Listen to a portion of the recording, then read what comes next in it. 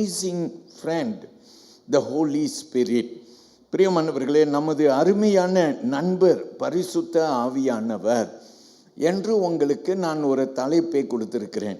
அல்லேலூயா சொல்லுவோமா? இன்றைக்கு நான் எடுத்துக்கொண்ட வேத பகுதியானது மத்தேயு 3ஆம் அதிகாரத்தில் வசனங்கள் 11, 12 மட்டுமே. I have picked Matthew chapter 3 verses 11 and 12. I would like to read verses 11 and 12 in English. I indeed baptize you with water unto repentance, but he who is coming after me is mightier than I, whose sandals I am not worthy to carry. He will baptize you with the Holy Spirit and fire. His winnowing fan is in his hand, and he will thoroughly clean out his threshing floor and gather his wheat into the barn, but he will burn up the chaff with unquenchable fire. Shall we all say amen? எல்லாரும் பிரியமானவர்களே, உங்கள் pan scale, உங்கள் note book, உங்கள் Bible உங்கள் கையில் இருக்கணும். நீங்கள் கண்டிப்பாக இந்த வசனத்தை குறிப்பு வைத்து கொள்ள வேண்டும். கர்த்தர் உங்கள் உள்ளத்தை ஏவினார் என்றால் நீங்கள் கோடிட்டு கொள்ளவும் வேண்டும். அதில் கையை வைத்து நீங்கள் ஜெபிக்கணுன்னு ஏவப்பட்டீங்கன்னாக்கா நீங்கள் கரம் வைத்து நீங்கள் ஜெபிக்கவும் செய்யலாம். மத்தேயு 3ஆம் அதிகாரம் வசனம் 11, 12. மனம் திரும்புதலுக்கென்று நான் ஜலத்தினால் உங்களுக்கு ஞானஸ்நானம் கொடுக்கிறேன். எனக்கு பின் வருகிறவரோ என்னிலும் வல்லவராய் இருக்கிறார். அவருடைய பாத இரட்சைகளை சுமக்கிறதற்கு நான் பாத்திரன் அல்ல. அவர் பரிசுத்த ஆவியினாலும் அக்னியினாலும் உங்களுக்கு ஞானஸ்நானம் கொடுப்பார். வசனம் 12. தூற்று கூடை அவர் கையில் இருக்கிறது. அவர் தமது காலத்தை நன்றாய் விளக்கி தமது கோதுமையை களஞ்சியத்தில் சேர்ப்பார். பதிரையோ அவியாத அக்னியினால் சுட்டெரிப்பார் என்றான். எல்லாரும் ஒரு பெரிய ஆமேன் சொல்லுவோமா? தேவனுக்கே மகிமை உண்டாவதாக. நாம் சில பாடல் கூட பாடுகிறோம். கதிரையோ சுட்டெரிக்கும் அக்னியில் வெந்து உருகி போகும் என்று சொல்லி நாம் பார்க்கிறோம். ஆமேன். அப்போ இதெல்லாம் நம்ம பைபிளில் இருந்து எடுத்து பாடி ஆண்டவரை கீர்த்தனம் பண்ணிக்கிறோம். கர்த்தருக்கு மகிமை. முதலாவது இந்த வேத வசனத்திற்கு நாம் கடந்து போகிறோம். மத்தேயு 3ஆம் அதிகாரம் 11, 12 வசனம். எந்த சூழ்நிலையில் எழுதப்பட்டது, எங்கிருந்து எழுதப்பட்டது நாம் பார்க்கிறோம். யோர்தான் நதியிலே யோவான் ஸ்நானகன் ஞான ஸ்நானம் கொடுத்து வரும் காலத்தில் நேரத்தில் நடைபெற்ற ஒரு சம்பவம் தான் இந்த மத்தேயு 3ஆம் அதிகாரத்தில் நாம் பார்க்கும் காரியம். வனாந்திரத்தில் வேதம் சொல்லுகிறது, யோவான் ஸ்நானகன் ஜனங்கள் மனம் திரும்பும்படிக்கு அழைத்தார். மனம் திரும்பினவர்களை அவர் யோர்தான் நதியிலே ஞானஸ்நானம் கொடுத்து அப்படியாய் திரள் கூட்டம் வந்து ஞானஸ்நானம் பெற்றார்கள் என்று சொல்லி நாம் பார்க்கிறோம். இந்த கூட்டத்தார்கள் எங்கிருந்து வந்தார்கள்? பக்கங்களில் இருந்து வந்தார்கள், தூரங்களில் இருந்தும் வந்தார்கள். அல்லேலூயா. மற்றும் கூட பரிசேய கூட்டத்தார்களும் வந்தார்கள். நாம் சொல்லுவோம் அல்லேலூயா. ஏன் எல்லாரும் வந்தாங்க? ஏன்னா எல்லாரும் இந்த யோவான் ஸ்நானகனை யார் என்று பார்த்தார்கள்? தீர்க்க தரிசி என்று பார்த்தார்கள். அதனால ஒரு தீர்க்க தரிசியின் சத்தத்தை கேட்கும்படிக்கு ஆவலாய் ஓடி வந்தார்கள். எப்படி நம்ம எல்லாரும் ஆலயத்துக்கு இன்றைக்கு வாரத்தின் நடுவிலே வேலையெல்லாம் முடிச்சுட்டு ஓடி வருகிறோமோ, அதே போல் ஆண்டவருடைய பிள்ளைகள் வனாந்திரத்தில் யோர்தான் நதியிலே ஞானஸ்நானம் கொடுத்து மனம் திரும்பும்படிக்கு அழைக்கும் யோவானின் சத்தத்தை கேட்கும்படிக்கு ஜனங்கள் ஓடி வந்தார்கள். நாம் சொல்லுவோம் அல்லேலூயா. பிரியமானவர்களே, வேதம் நமக்கு இந்த யோவான் ஸ்நானகன் என்று அழைக்கப்படுகிற இந்த யோவானை குறித்து சொல்லப்படுகிறது. இயேசு இந்த உலகத்திற்கு வருவதற்கு முன்பு ஆயத்தப்படுத்த வருகிற தீர்க்க தரிசி என்று நம் பழைய ஏற்பாட்டிலே வாசிக்கிறோம். மேசையா வருவதற்கு முன்பு வழியை ஆயத்தப்படுத்த ஒருவர் வருவார். அப்போ நாம் பார்க்கிறோம், இயேசு வந்து விட்டார். அவர் ஊழியத்தை ஆரம்பிக்கிற நேரம் வருகிறது.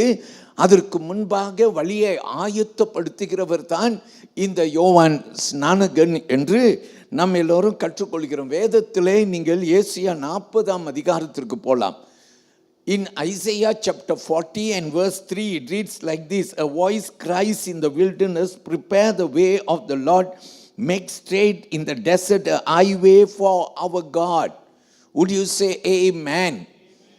பிரியமானவர்களே, அங்கு வேத வசனம் நமக்கு சொல்லுகிறது, கர்த்தருக்கு வழியை ஆயத்தப்படுத்துங்கள், அவாந்தர வழியிலே நம்முடைய தேவனுக்கு பாதையை செவை பண்ணுங்கள் என்று வசனம் சொல்லுகிறது. எல்லாரும் ஒரு பிரைஸ் தி லார்ட் சொல்லுவோமா? ஹல்லேலூயா. அப்போ வழியை ஆயத்தப்படுத்துகிறவர் யாரு?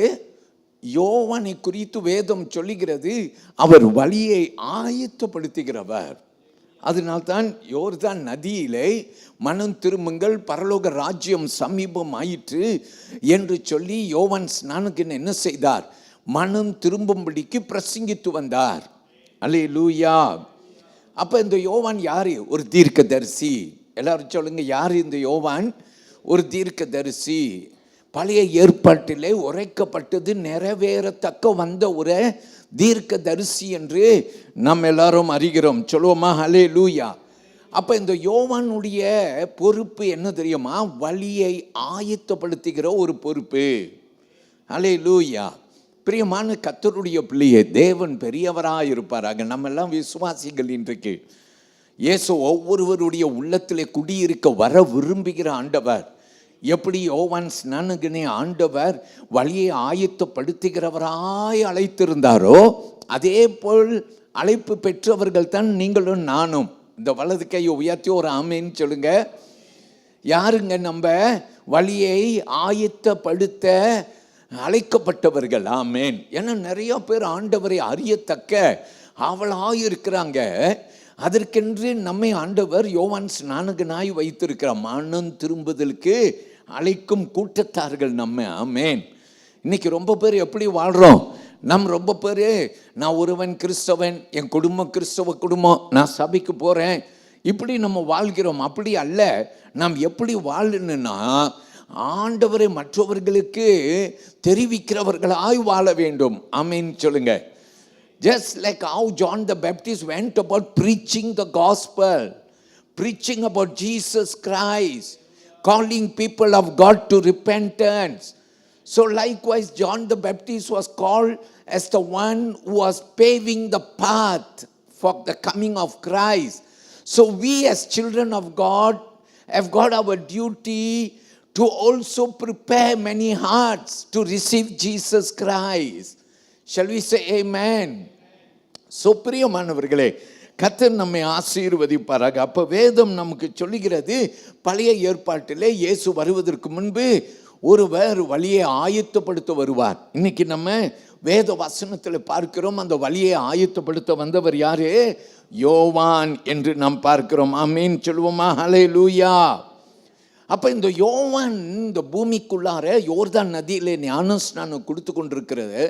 அந்த காரியம் அவனுடைய ஒரு, அதாவது தானாய் எடுத்துக்கொண்ட ஒரு பொறுப்பு அல்ல, அழைக்கப்பட்டவன். ஆமேன். யார் யோவான்? அழைக்கப்பட்டவன், ஆண்டவரால் அழைக்கப்பட்டவன், நியமிக்கப்பட்டவன். இன்னொன்று சொல்லலாம், தீர்க்க தரிசிகளிலே பழைய ஏற்பாட்டில் இருந்து வருகிற இயேசுவுக்கு முன்பு வந்த கடைசி தீர்க்க தரிசியானவர் யோவான் ஸ்நானகன். எல்லாரும் சொல்லுவோம் அல்லேலூயா. கர்த்தருக்கு மகிமை உண்டாவதாக. He was the last prophet before the coming of Jesus, as the scripture says. இந்த யோவானை குறித்து இன்னும் கொஞ்சம் நாம் கற்றுக்கொள்வோம். லூக்கா 3ஆம் அதிகாரத்தில் நீங்க எடுத்துக்கொண்டீங்கன்னாக்கா அந்த வசனத்தை நீங்க பார்க்கலாம். If you will come with me to Luke's Gospel chapter 3 verses 7, 8 and 9. I will read it and I will ask my sister to read in Tamil. நாம் வாசிக்க கேட்க போறோம். Then he said to the multitudes that came out to be baptized by him, brood of vipers, who warned you to flee from the wrath to come? Therefore bear fruits worthy of repentance, And do not begin to say to yourselves, we have Abraham as our father. For I say to you that God is able to raise up children to Abraham from these stones. நாம் கேட்போம், இந்த யோவான் வழியை ஆயத்தப்படுத்துகிறவன், மனம் திரும்புதலுக்கு ஏராளமாய் திரண்டு வருகிறார்கள். மனம் திரும்பின போது ஞானஸ்நானம் கொடுக்கிறார். ஆனால் யோவான் பார்க்கிறார், ஒரு கூட்டம் மக்கள் இருக்கிறாங்க, மனம் திரும்பாம வரப்போகிற கோப ஆக்கினைக்கு தப்பிக்கொள்ளத்தக்கவே வருகிறார்கள். ஆலயத்துக்கு எதுக்கு வராங்க? தேவ சமூகத்துக்கு எதுக்கு வராங்க? தேவனுடைய கோப ஆக்கினைக்கு ஆளாகி விடக்கூடாது. அல்லேலூயா. அதனால கடமைக்காக வருகிறார்கள். அதனால இந்த யோவான் ஸ்நானகன் என்ன என்று அழைக்கிறார் அவர்களை வாசிக்க கேட்போம். அவன் தன்னிடத்தில் ஞானஸ்தானம் பெறும்படிக்கு புறப்பட்டு வந்த திரளான ஜனங்களை நோக்கி, விரியன் பாம்பு குட்டிகளே, வரும் கோபத்துக்கு தப்பித்துக் கொள்ள உங்களுக்கு வகை காட்டினவன் யார்? மனம் திரும்புதலுக்கு பாருங்க, விரியன் குட்டி, பாம்பு குட்டிகளே. ஆமென், ஹல்லேலூயா. பிரியமான கர்த்தருடைய பிள்ளையே, கடினமான வார்த்தை. இன்னைக்கு ஜனங்களுக்கு நம்ம சொல்லுவோமே என்றால் நம்ம சபையை விட்டு ஓடி போகிறதுல இருப்போம். Hallelujah. Sometimes we don't like to hear words, harsh words.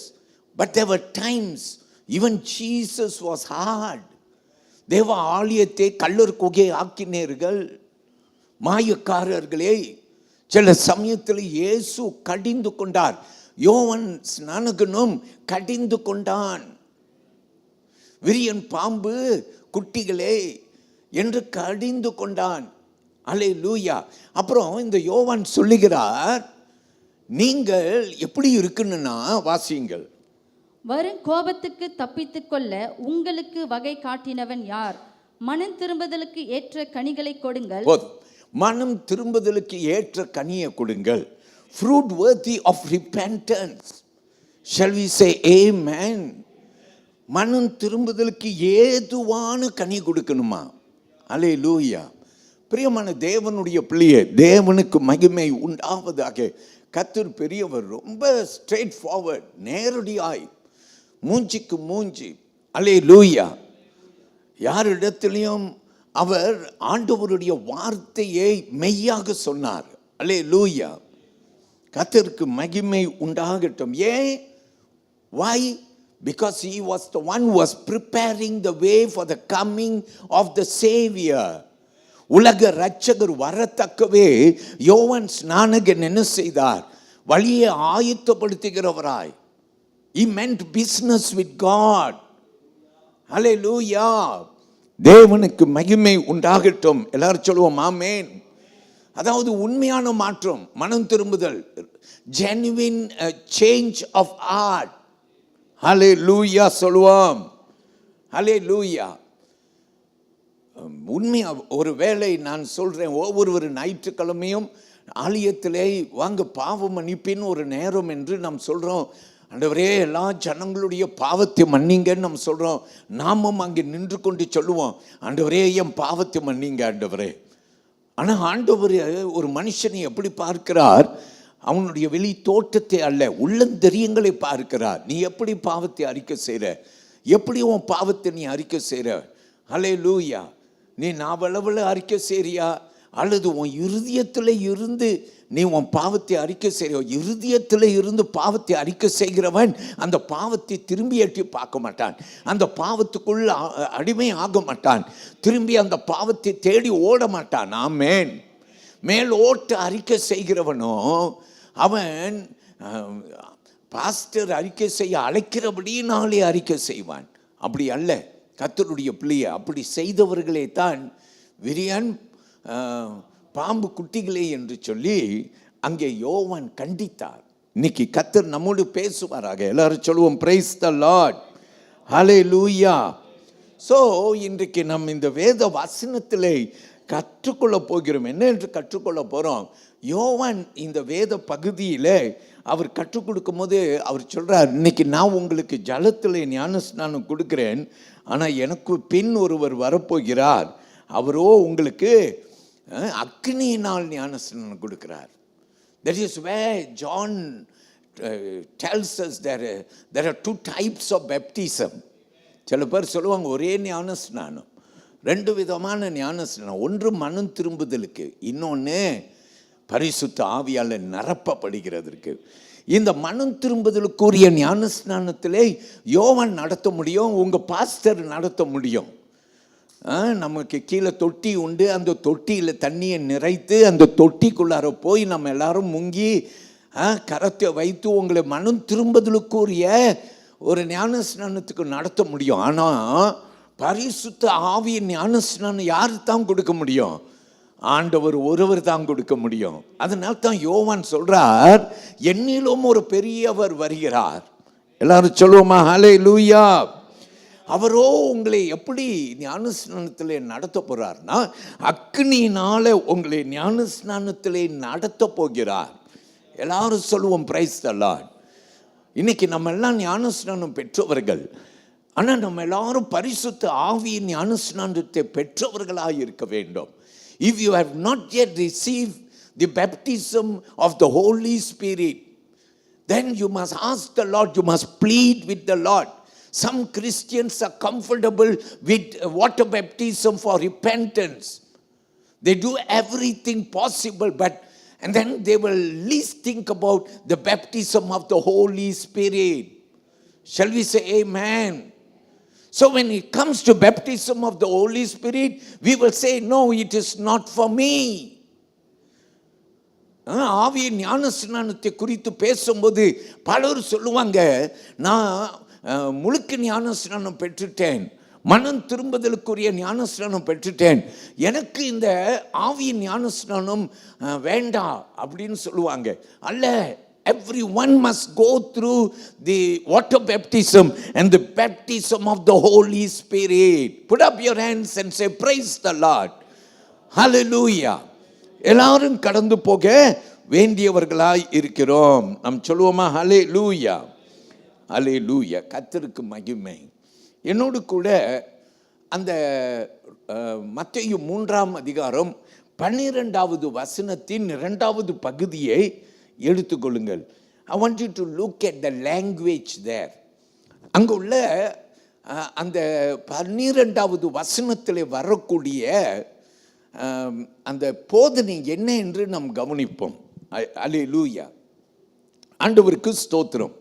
ஏன்னா the language there is agricultural. விவசாயம் செய்யும் போது அவன் என்ன செய்வான்? கோதுமையை அவன் கோதுமையை களஞ்சியத்தில் சேர்ப்பார், பதறியோ அவியாத அக்னியினால் சுட்டெரிப்பார். எல்லாரும் வலது கையை உயர்த்தி ஆமேன்னு சொல்லுங்க. அல்லேலூயா. அதுக்கு ஒரு ப்ரோசஸ் இருக்குது. இது ரெண்டையும் பிரித்து எடுக்கணும். அல்லேலூயா. கோதுமையையும் பதிரையும் பிரித்து எடுக்கணும். அல்லேலூயா. இதை பிரித்து எடுத்த பிற்பாடு அவன் என்ன செய்வான்? பதிரையோ சுட்டெரிக்கிற அக்னியிலே சுட்டெரித்து விடுவான். எல்லாரும் சொல்லுங்க ஆமேன். அல்லேலூயா. பிரியமானவர்களே, கர்த்தருக்கு மகிமை செலுத்துவோம். இயேசு வரும்போது அவர் என்ன செய்ய போறார்னா, பிரித்து எடுக்க போகிறார். கோதுமையையும் பதிரையும் பிரித்து எடுக்க போகிறார். That's why when Jesus came into the world, there was this separation, righteous and unrighteous. Hallelujah. நீதிமானை அல்லேலூயா பதிரில் இருந்து பிரித்து எடுக்கத்தக்கவே இயேசு இந்த பூமிக்கு வந்த இரட்சகர். எல்லாரும் வலது கையை உயர்த்தி ஆமேன்னு சொல்லுவோம். வாருங்கள், வெகு சீக்கிரமாக ஒரு 3 காரியத்தை இந்த 2 வசனத்திலே நாம் கற்றுக்கொள்ள போகிறோம். We are going to learn 3 things out of these 2 verses. Matthew chapter 3 verses 11 and 12. And in verse 11 we are going to learn 2 things. And in verse 12 we will learn 1 thing. 11வது வசனத்திலே 2 காரியத்தை கற்றுக்கொண்டு நம்ம 12வது வசனத்திலே 3வது காரியத்தை கற்றுக்கொள்வோம். அல்லேலூயா. பரிசுத்த ஆவியை குறித்து முதல் காரியம். Number 1, the divine gift of power. Amen. தெய்வீக வல்லமையின் வரம். ஆண்டவர் நம்ம எல்லாருக்கும் கொடுத்திருக்கிறார். வலது கையை உயர்த்தி ஒரு ஆமேன்னு சொல்லுங்க. யாரெல்லாம் பரிசுத்த ஆவியானவரை விரும்புகிறோமோ, அல்லேலூயா, உங்களை ஆண்டவர் நிரப்ப வல்லவராய் இருக்கிறார். அல்லேலூயா. தாகம் உள்ளவன் மேல் என்ன செய்வாராம்? தண்ணீர்னா இன்னொரு வார்த்தையில் அது என்ன? பரிசுத்த ஆவியானவர். அல்லேலூயா. பிரியமானவர்களே, தாகம் உள்ளவன் மேல என்ன செய்வாரா? பரிசுத்த ஆவியை ஊற்றுவாராம். நம்ம பாட்டெல்லாம் பாடுவோம், ஊற்றுமையா உம் வல்லமையே ஊற்றுமையா உம் வல்லமையே தாகத்தோடு காத்திருக்கிறேன் நம் பாடுவோம். ஆமென். வேதம் சொல்லுகிறது, தாகம் உள்ளவன் மேல அவர் பரிசுத்த ஆவியை ஊற்ற வல்லவராயிருக்கிறார். கேட்கிறவன் எவனும் பெற்றுக்கொள்கிறான், தட்டுகிறவனுக்கு திறக்கப்படும், தேடுகிறவன் கண்டடைவான். நீ வாஞ்சிப்பாய் என்றால் உன்னை நிச்சயமாய் ஆண்டவர் என்ன செய்வார்? பரிசுத்த ஆவியால் நிரப்புவார். யாரெல்லாம் பரிசுத்த ஆவியின் அனுபவம் இல்லாமல் வாழ்ந்துட்டு இருக்கிறீங்க? ஐயோ, நான் அடிக்கடி பாவம் செஞ்சிடறேன், ஐயோ அந்த பாவத்தை விட முடியல. ஒரே காரணம், உனக்கு பரிசுத்த ஆவியானவர் இல்லை. பல விதமான நெருக்கங்களில் வாழ்ந்து கொண்டிருக்கிறாய். பரிசுத்த ஆவியானவர் உனக்குள் வரும்போது நீ விடுதலை அடைவாய். உன் சங்கிலிகள் தெரிப்படும். உன் பாவத்தில் விடுதலை, உன் சரீரத்தில் விடுதலை, உன் குடும்ப வாழ்விலே விடுதலை, எல்லாவற்றிலும் உனக்கு ஒரு விடுதலை கொடுக்கிற ஆண்டவர் பெரியவராய் இருக்கிறார். எல்லாரும் சொல்லுவோம் அல்லேலூயா. கர்த்தருக்கு மகிமை செலுத்துவோம். நாம் கவனிக்க போகிறோம் பிரியமானவர்களே. அங்கு வேத வசனம் நமக்கு முதல் காரியமாய் கற்றுக் கொடுக்கிறது. That Christ Jesus will baptize you with the Holy Spirit. அந்த 11வது வசனத்தை கவனிங்க. I indeed baptize you with water unto repentance, but he who is coming after me is mightier than I, whose sandals I am not worthy to carry. He will baptize you with the Holy Spirit and fire. Shall we say amen? Hallelujah. எல்லாரும் சொல்லுவோம் அல்லேலூயா. அவர் வரும்போது அவர் என்ன செய்வார்? உன்னை பரிசுத்த ஆவியால் நிரப்புவாரா? நீங்கள் வாஞ்சிக்கணும், ஆண்டவர்கிட்ட சொல்லணும், ஆண்டவரே என்னை பரிசுத்த ஆவியால் நிரப்புங்க, நிரப்புங்க. அது ஒவ்வொரு நாளான அனுபவமாக இருக்கும். It must become a daily experience that we must be filled by the Holy Spirit. Hallelujah. If you had been thinking why you cannot live a good Christian life, basically it is because you do not have the Holy Spirit, or you have not welcomed the Holy Spirit. நீ பரிசுத்த ஆவியானவரை வரவேற்பாய் என்றால் அவர் உனக்கு அற்புதம் செய்வார். அவர் பரிசுத்த ஆவியினாலும் அக்கினியினாலும் உங்களுக்கு ஞான ஸ்நானம் கொடுப்பார். அந்த 11வது வசனத்தின் 2வது பகுதி நமக்கு சொல்லுகிறது. எல்லாரும் ஆமென் சொல்லுங்க. அல்லேலூயா, அல்லேலூயா. நான் உங்களுக்கு ஞான ஸ்நானம் கொடுக்கிறேன். நான் கொடுக்கிற ஞான ஸ்நானம் மனம் திரும்புதலுக்கு ஏதுவான ஞான ஸ்நானம். ஆனால் எனக்கு பின் வருகிறவரோ உங்களை பரிசுத்த ஆவியினாலும் அக்கினியினாலும் உங்களுக்கு ஞான ஸ்நானம் கொடுப்பார். எல்லாரும் சொல்லுங்க ஆமென். பரிசுத்த ஆவியானவர், ஒரு பக்தன் இப்படியாக வர்ணித்தார். பரிசுத்த ஆவியானவரை நீ எப்படி பெற்றுக்கொள்ளனா? முற்றிலுமாய் பெற்றுக்கொள்ள வேண்டும்.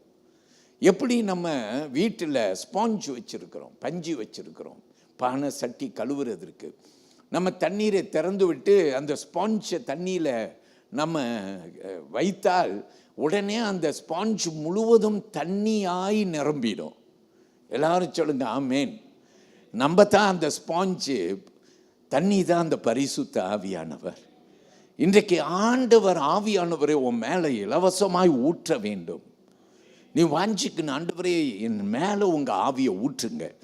அவர் ஊற்றப்பட்டால் நீ நிரம்பி விட வேண்டும். ஆமென். எல்லாரும் சொல்லுவோம் அல்லேலூயா, அல்லேலூயா. ஆண்டவருக்கு மகிமை. நாம் சொல்லுவோமா? praise the Lord. So when you talk about baptism, there is two parts. The first part is you go through the forgiveness of sin, accepting Jesus, proclaiming Jesus is Lord. Amen. So the first baptism is towards repentance. But the second baptism is important, that you must be soaked with the Holy Spirit. If you are not yet, then call upon Him tonight and say, Lord, I want to be filled by the Holy Spirit. அல்லேலூயா. நிறைய பேருக்கு பரிசுத்த ஆவியானவரை குறித்து நல்லாவே தெரியும். ஆனால் அந்த அனுபவம் இல்லாமல் வாழ்ந்து கொண்டிருப்பார்கள். அந்த அனுபவம் இல்லாமல் இருப்பார்கள். அந்த அனுபவம் நமக்கு வர வேண்டும். எல்லாரும் ஆமீன் சொல்லுவோமா? அல்லேலூயா. என்னோடு கூட வேதத்திலே எடுத்துக்கொள்ளுங்கள். யோவேல் 2ஆம் அதிகாரம் 28, 29ஆம் வசனத்தை என்னோடு கூட எடுத்துக்கொள்ளுமாறு உங்களை நான் கேட்கிறேன். எல்லாரும் ஆமீன் சொல்லுவோமா? அல்லேலூயா. யோவேலின் புஸ்தகம் 2ஆம் அதிகாரம் வசனம் 28, 29. Very very important scripture verse. It says, and it shall come to pass afterward that I will pour out my spirit on all flesh. Your sons and your daughters shall prophesy. Your old men shall dream dreams. Your young men shall see visions. And also on my men servants and on my maid servants I'll pour out my spirit in those days. Say amen. கேட்போம். அதற்கு பின்பு நான் மாம்சமான யாவர் மேலும் என் ஆவியை ஊற்றுவேன். அப்பொழுது உங்கள் குமாரரும் உங்கள் குமாரத்திகளும் தீர்க்க தரிசனம் சொல்லுவார்கள். உங்கள் மூப்பர் சொப்பனங்களையும் உங்கள் வாலிபர் தரிசனங்களையும் காண்பார்கள். ஊழியக்காரர் மேலும் ஊழியக்காரிகள் மேலும் அந்நாட்களிலே என் ஆவியை ஊற்றுவேன். எல்லாரும் ஆமென் சொல்லுங்க. அப்போ முதலாவது நம்ம என்ன கற்றுக்கொள்கிறோம்? the divine gift of power. ஆமென். தெய்வீக வல்லமையின் வரம். இது ஒரு வரங்க. பெற்றுக்கொள்ளத்தக்க எல்லாரும் நாடுங்க. everyone must seek to be filled by the Holy Spirit. Shall we say amen? பரிசுத்த ஆவியால எல்லாரும் நிரப்பப்பட வேண்டும். நிரம்பாத ஒரு வாழ்வு வாழ்ந்து கொண்டிருக்கிறீங்கன்னா ஆண்டவர்கிட்ட சொல்லுங்க, அப்பா என்னை நிரப்பிடுங்க. Go to Acts of the Apostle chapter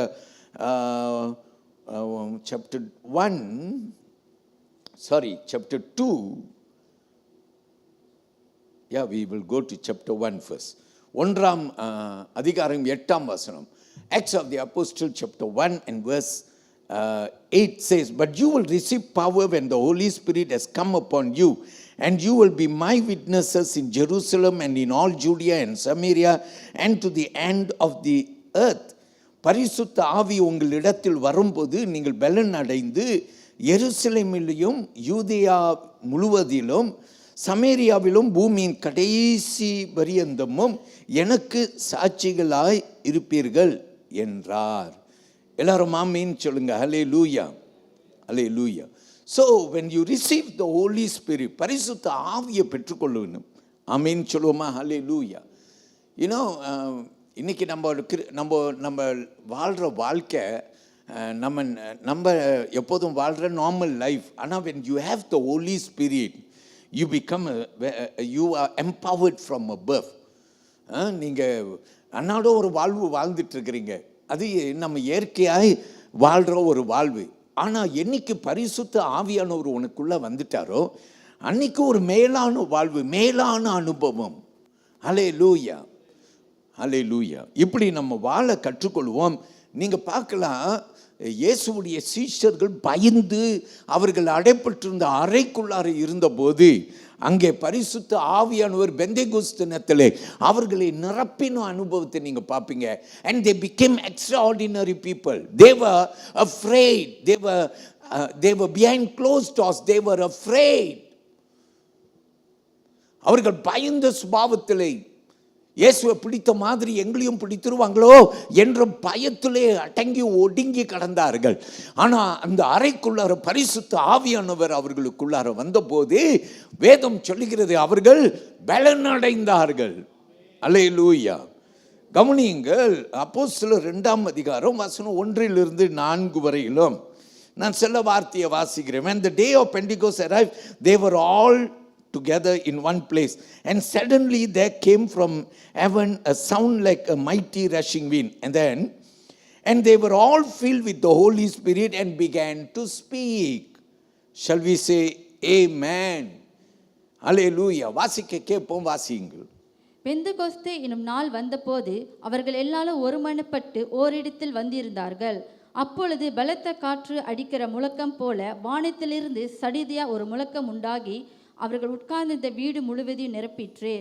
அல்லாமலும் அக்கினிமயமான நாவுகளைப் போல பிரிந்திருக்கும் நாவுகள் அவர்களுக்கு காணப்பட்டு அவர்கள் ஒவ்வொருவர் மேலும் வந்து அமர்ந்தது. எல்லாரும் ஆமேன்னு சொல்ல போதும் அம்மா. ஹல்லேலூயா. பிரியமான தேவனுடைய பிள்ளையே, கர்த்தர் பெரியவர்.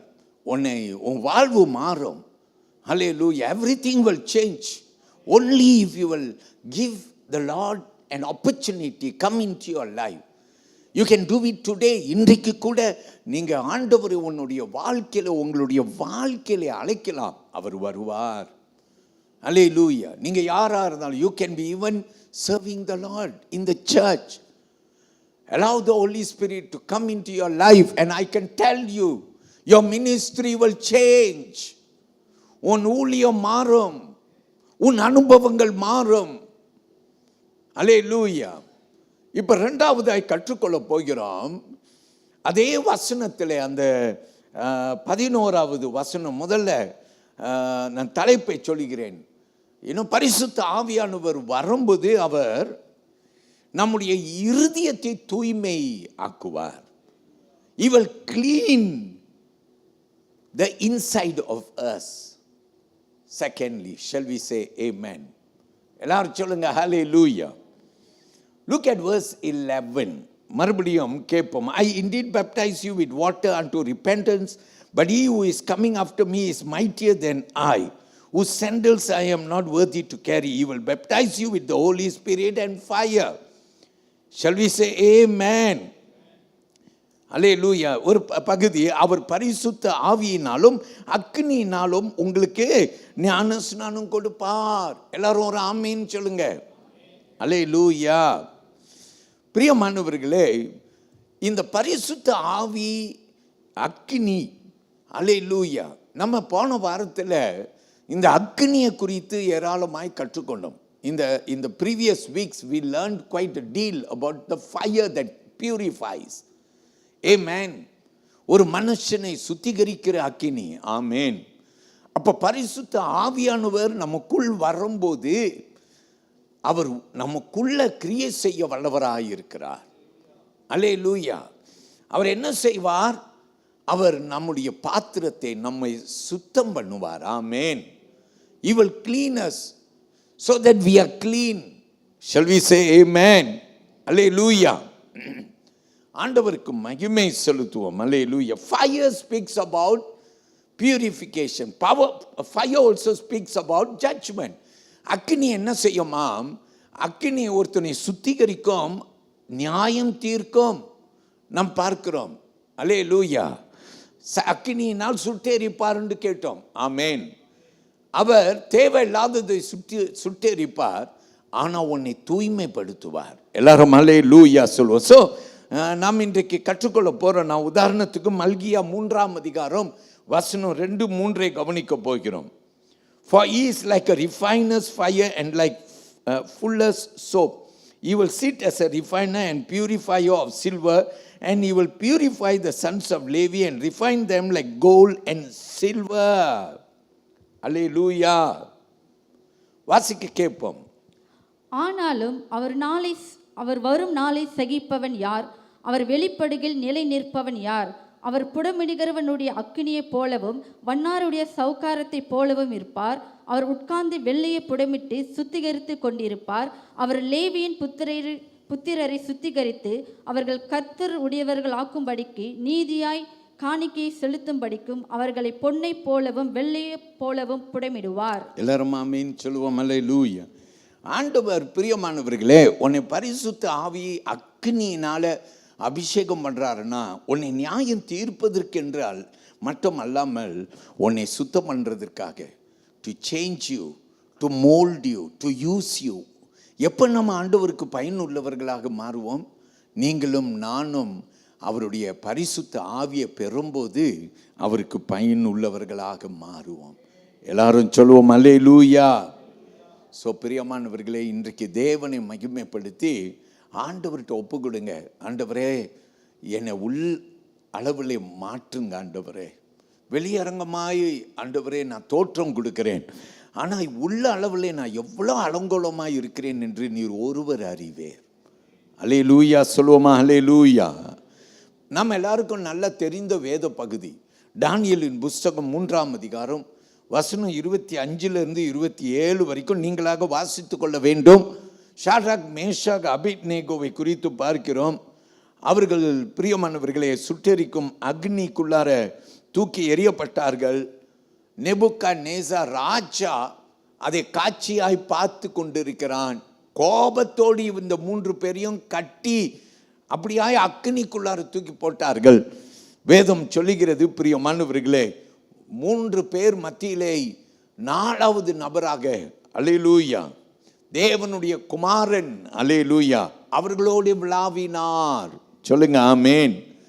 நான் ஏன் இதை எடுக்கிறேன்னாக்கா, நான் அன்று ஷாட்ராக், மேஷாக், அபேத்நேகோ குறித்து பேசும்போது உங்களுக்கு நான் சொன்னேன், அவர்கள் வெந்துருகி போகவில்லை, அவிழ்ந்து போகவில்லை. ஆனால் அவர்களை கட்டியிருந்த கட்டு மட்டுமே வெந்து உருகி போய்விட்டது.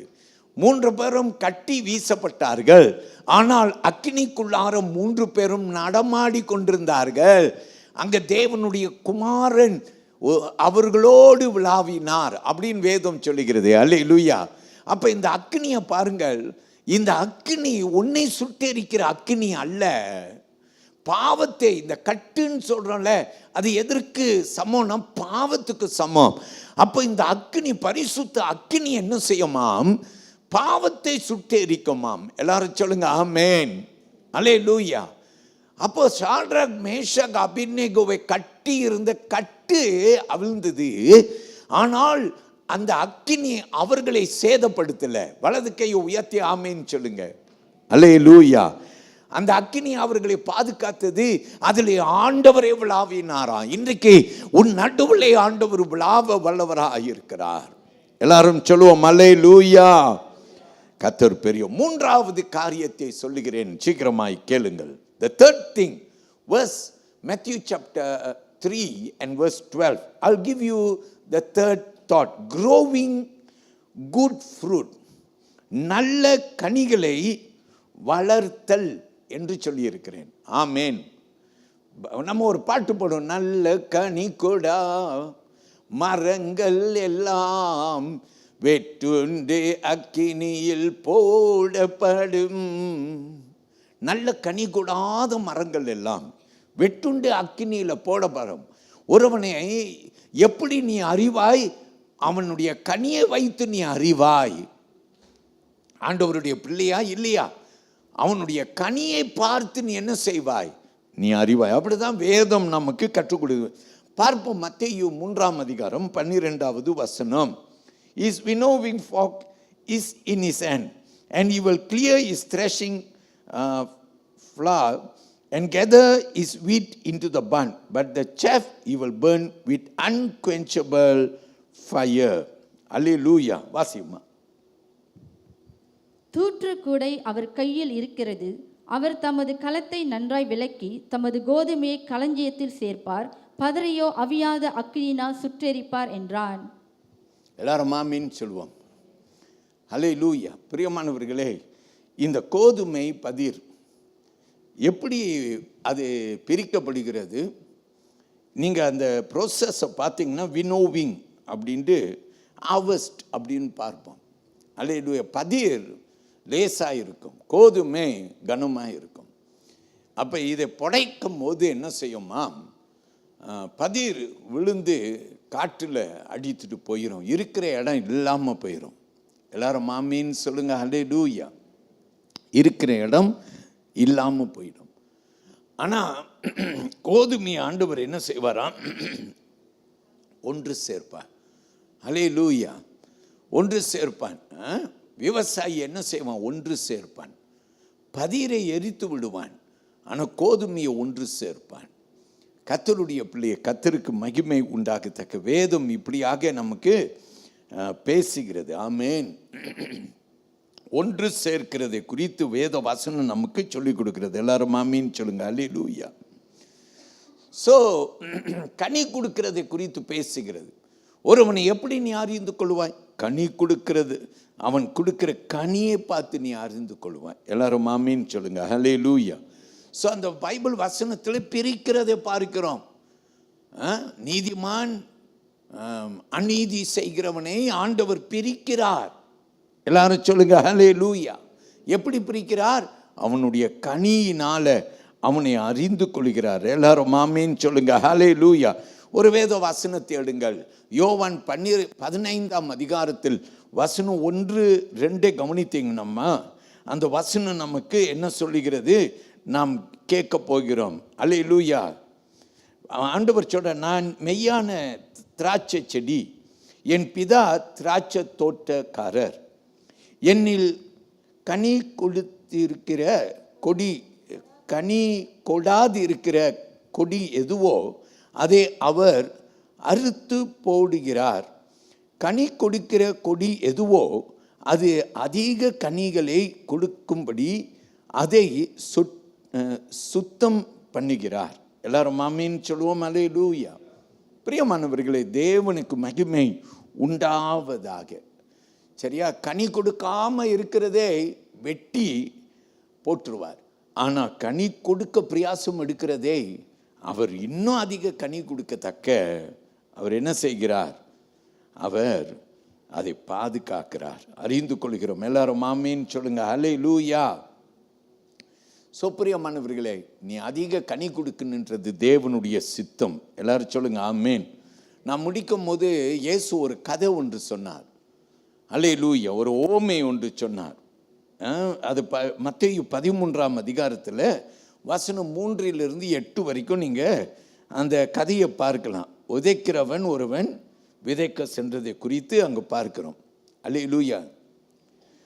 அவன் பல நிலத்தில் விதைத்தான். எல்லாரும் சொல்லுங்க ஆமென். வேத வசனம் அங்கே நமக்கு சொல்லுகிற கட்பாறை, முட்செடி, ஹல்லேலூயா, வழி அருகே, நல்ல நிலம் என்று 4 விதமான நிலத்தை குறித்து அங்கே வசனம் பேசுகிறது. எல்லாரும் ஆமென் சொல்லுங்க ஹல்லேலூயா. நல்ல நிலத்தில் விழுந்த விதையை குறித்து மட்டும் பாருங்க. அந்த விதையை குறித்து அங்கே வசனம் நமக்கு சொல்லுகிறது. அப்போ அவன் என்ன செய்வான்? நல்ல நிலத்தில் விழுந்த நிலம், ஆண்டவர் சொல்றார், அவன் என்ன செய்வான்? 30, 60, 100 கனி கொடுப்பானா. வலது கையை உயர்த்தி ஆமேன்னு சொல்லுங்க ஹல்லேலூயா. அப்போ வழி அருகேல விழுகிற விதை பறவைகள் வந்து சாப்பிட்டுட்டு போயிடும்மா. கட்பாறையில் விழுகிறது அது கொஞ்சம் வேறு கொடுக்குமா, அப்புறம் வெயிலெலாம் வந்த பிற்பாடு வெந்து போயிடும்மா. ஹல்லேலூயா. முச்செடியில் ஒரு வேளை துளுக்கும், ஆனால் உலகத்தின் ஆசை பாசங்கள் அவனை நெருக்கி வளர விடாமல் பண்ணிடும். நல்ல நிலத்தில் விழுந்த ஹல்லேலூயா. இதை எதை காட்டுகிறது? 4 விதமான, எல்லாரும் நெஞ்சில் கை வைங்க, இருதயம். சில பேர் சொல்லுவாங்க, கள்ளி இருதயம், இவனை அசைய மாட்டான், என்ன சொன்னாலும் திருந்த மாட்டான், என்ன சொன்னாலும் நான் பிடிச்ச முயலுக்கு 3 கால் அப்படின்னு தமிழில் சொல்லுவோம், பிடிச்ச பிள்ளையில் நிற்பான் அப்படின்னு சொல்லுவோம். எல்லாரும் சொல்லுங்க ஹல்லேலூயா. பிரியமானவர்களே, நிறையா சொல்லுவோம். சில பேர் சொல்லுவாங்க, என் புருஷனை திருத்தவே முடியாது. ஏன் அப்படின்னு கேட்டால், பாஸ்டர் திருத்த முடியாது பாஸ்டர், வாழ்ந்து பார்த்துருக்கேன்ல எனக்கு தெரியும்னு சொல்லுவாங்க. ஆனால் அப்புறம் ஒன்று கூட்டி சொல்லுவாங்க, அந்த ஆண்டவரே வந்தாலும் என்ன செய்ய முடியாதான், என் புருஷனை திருத்த முடியாது அப்படின்னு சொல்லுவாங்க. காரணம் என்ன? ஹல்லேலூயா. அப்படின்னா இருதயம், கடினமான இருதயம். அப்போ இந்த விதைக்கிறவனை குறித்து, விதை என்றது வசனம். இன்னைக்கு நான் விதைத்து கொண்டிருக்கிறேன். உங்கள் இருதயம்தான் நிலம். எப்படிப்பட்ட நிலம்? பாறையான நிலமா அல்லது வழி அருகேயான நிலமா? வழி அருகேனா இப்போ போகும்போதே வசனம் மறந்துடும். ஹல்லேலூயா. கட்பாறையாக இருந்தால் விசுவாசம் வரும். ஆனால் இங்கேருந்து கொஞ்சம் நேரம் போய் அங்கே இங்கே போன பிற்பாடு கொஞ்சோன்னு வேறு வரும், அப்புறம் காஞ்சி போயிடும். நிறைய பேருடைய வாழ்வு இப்படி தான் இருக்குது. அருமையான தேவனுடைய பிள்ளையை சில பேர் உலக ஆசை, அதுதான் முச்செடி, நசுக்கி வதங்கி போய் கிடப்பாங்க. ஹல்லேலூயா. கர்த்தருக்கு மகிமை உண்டாகத்தக்க இன்னைக்கு ஆண்டவர் உன்னை அழைக்கிறார். வெளியே வா, நீ கனி கொடுக்க உன்னை வைப்பேன். ரொம்ப நாளாக பட்ட மரம்னு பேசுகிறல்ல, காஞ்சி போயிட்டல, நான் உன்னை இன்றைக்கு எழுப்பி அவருடைய பிள்ளையாக மாற்ற நான் வரேன்னு சொல்லியிருக்கிறார். எழுந்து நிற்போமா தேவ சந்நிதியில்? ஹல்லேலூயா. எல்லாரும் எந்திரிச்சு நின்று ஒரு பாடல் பாட போகிறோம். அல்லேலூயா.